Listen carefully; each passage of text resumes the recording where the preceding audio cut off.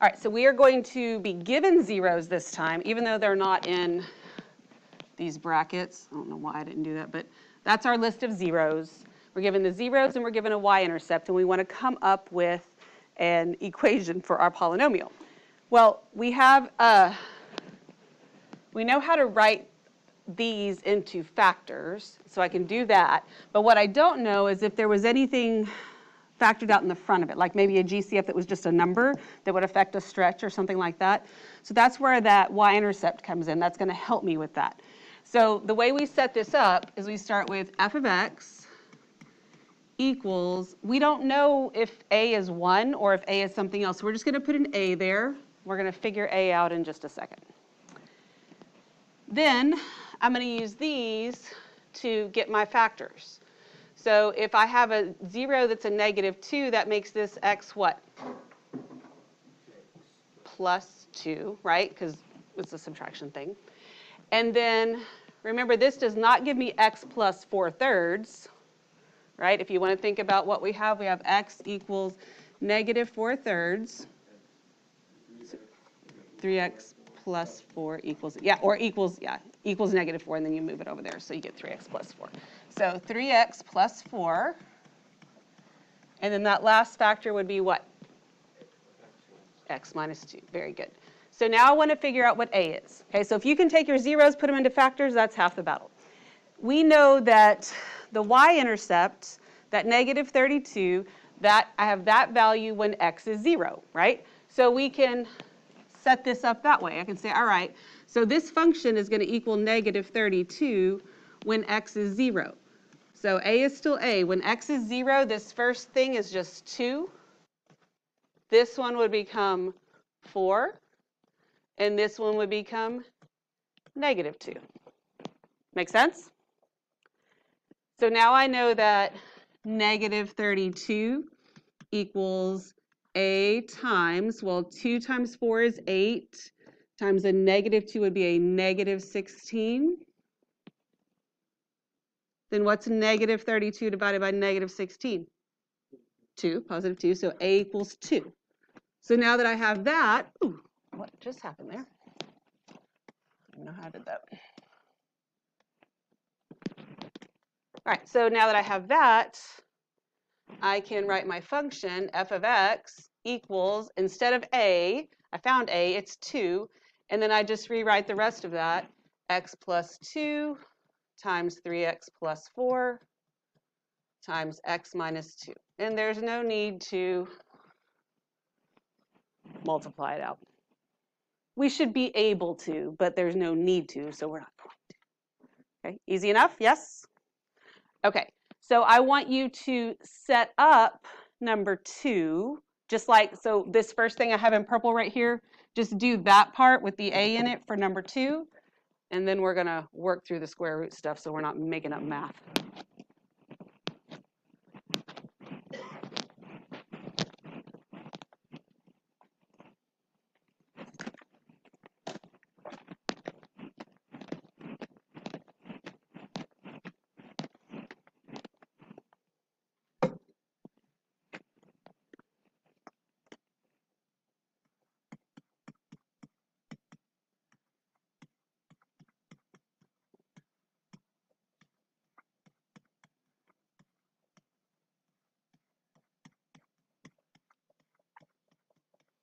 Okay, so if you did your minus before your plus or whatever, it doesn't matter. As long as you've got those 4 things up there, it doesn't matter what order they're in. But we're all good. That part's a piece of cake, right? Okay, so then to substitute this in so I can find a, I've got that the y-intercept's -12. So -12 equals a times 2 square root of 3 times -2 square root of 3 times 1 times -1. Where that stuff came from, right? Okay, so -12 equals a. Now let's talk about multiplying these square roots without making up math, okay? When you multiply, like every single thing here is being multiplied together, and you can multiply things in any order.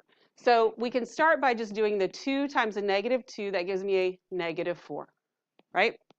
What's the square, so I did those two. What's the square root of 3 times the square root of 3? 3, just plain old 3. And then negative 1 times 1 is just a negative 1. Okay, so when you multiply 2 square root of 3 times negative 2 square root of 3, 2 times 2 is 4, square root of 3 times the square root of 3 is 3, then you multiply them together. Okay, so don't make up math, that's not that crazy hard. So now I get negative 12 equals a times positive 12, right? Dang it. 12. So a equals negative 1. Then to write the function, we're not going to put the 1 because we usually don't put a 1. It's just the negative. And then we rewrite everything else. X plus 2 square root of 3 times x minus 2 square root of 3 times x plus 1 times x minus 1. Okay, we good? Easy enough? Yes. All right. So I'm going to have you write this one. And I want to remind you that today, of all days, I have the power and authority to take you to math jail, unlike any other day. And one of the things you can be thrown into math jail for is substituting in more than one term and not using parentheses. I want you to think about that. Because one of your zeros is negative 6, another one is 2 plus the square root of 5, and another one is 2 minus the square root of 5, which is 2 terms, right? So when you substitute it in to make your little factors, make sure you're putting it in parentheses. See if you can do that and think about what I said, and then I'll do it and make sure you've got this right.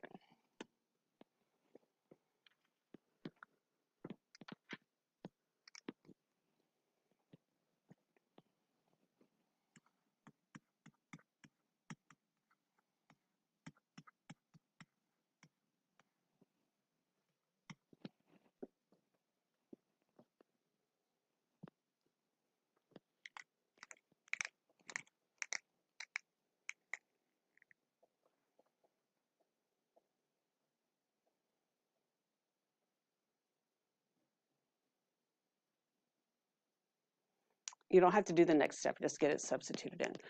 Okay, so if I'm going to use, so the first one, and it doesn't matter which one you use first. I'm going to say I'm going to do 2 plus the square root of 5.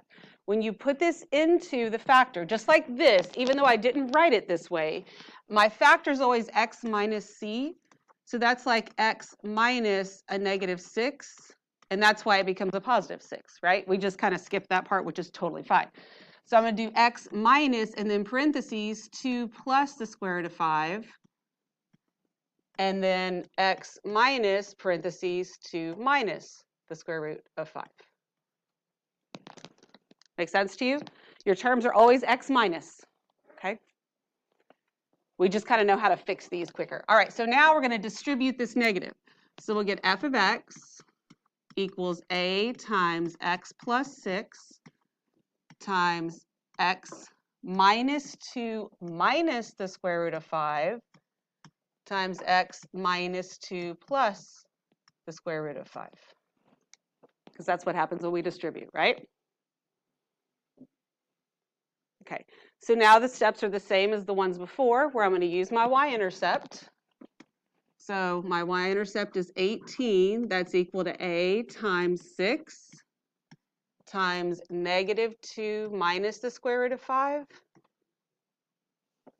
I'm sorry, what?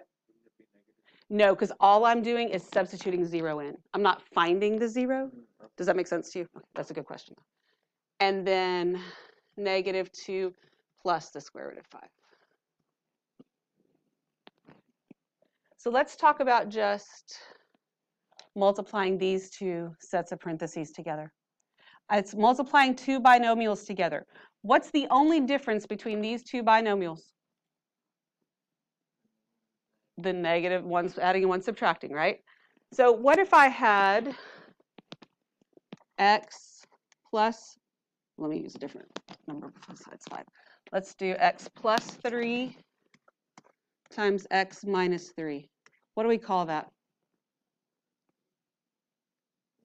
Difference of squares is the squares, but it's the difference of squares, right? So which x times x is just x squared, and then you square this and you get minus 9, right? And you can go either way, difference of squares.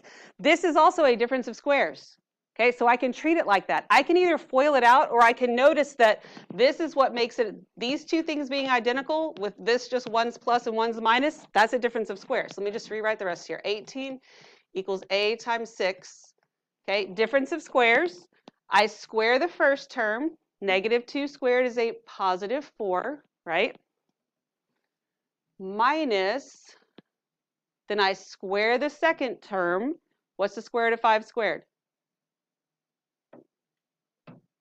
The square root of 5 squared is the same thing as the square root of 5 times the square root of 5. What's that? 5. Okay, so minus 5. Do you understand where those came from? Using it as a difference of squares, because that's what it is. So now, I know that gives me a negative 1, which just makes this a negative 6, right? So a equals negative 3. Don't do anything weird with the 6 times 4 times 5. Like, sometimes students get here and then they distribute and stuff like that. Like, no, don't make it harder than it is just because you can, right? So a equals negative 3. We got what we need. F of x equals negative 3 times x plus 6 times, and then you can use either one of these. It really doesn't matter. I'm going to use the one with the least parentheses. X minus 2 minus the square root of 5 times x minus 2 plus the square root of 5. But either one would be fine. Okay. What questions do you have? Anything? Adrian, ask me a question. You good? You sure? Okay. No, come on. Well, I was going to ask why you use the that one instead of a part. Because it does, you can use either one. It doesn't matter. This one has more parentheses in it, and so I just, less writing. I was being lazy. But it really, either one of them is perfectly fine. Okay, so now let's look at examples with multiplicity, right?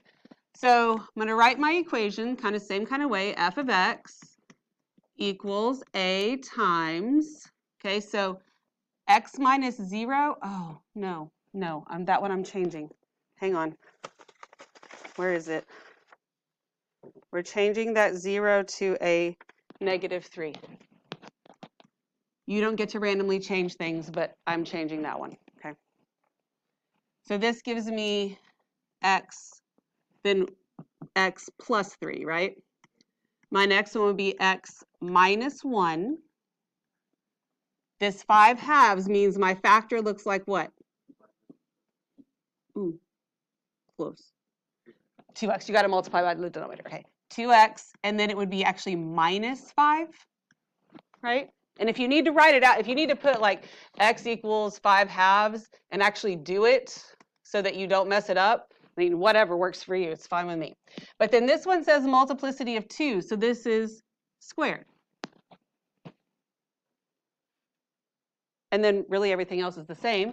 But you have to be careful when you're using this y-intercept, because my y-intercept is negative 15.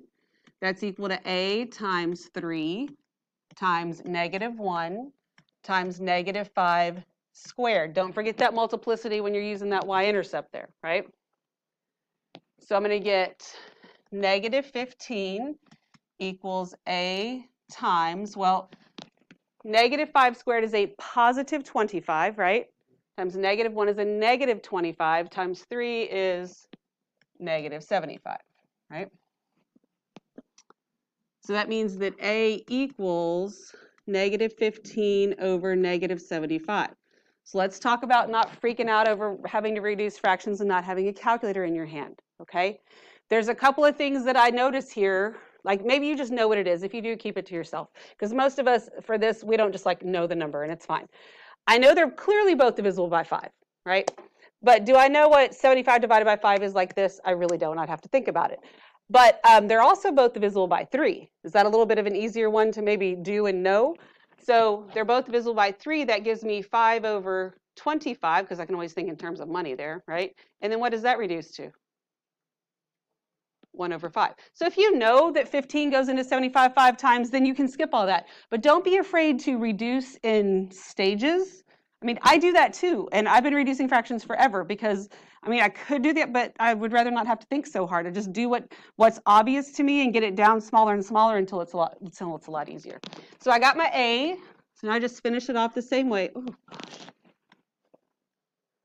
F of x equals 1/5 times x plus 3 times x minus 1 times 2x minus 5 squared.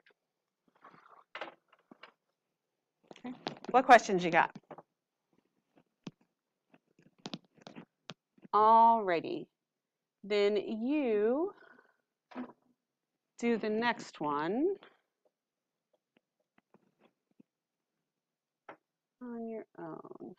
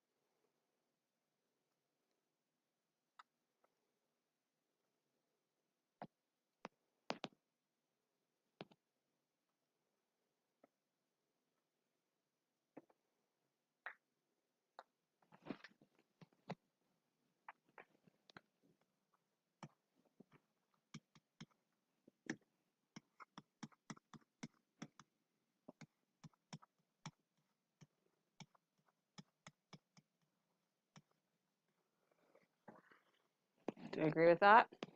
Did you get a positive 1 for A? Be careful because that -1 cubed makes it stay negative, then negative times a negative is a positive. And so since it's a 1, you don't even have to put it there, like that's it. Okay, we good? Awesome. Any questions at all? You can totally do this.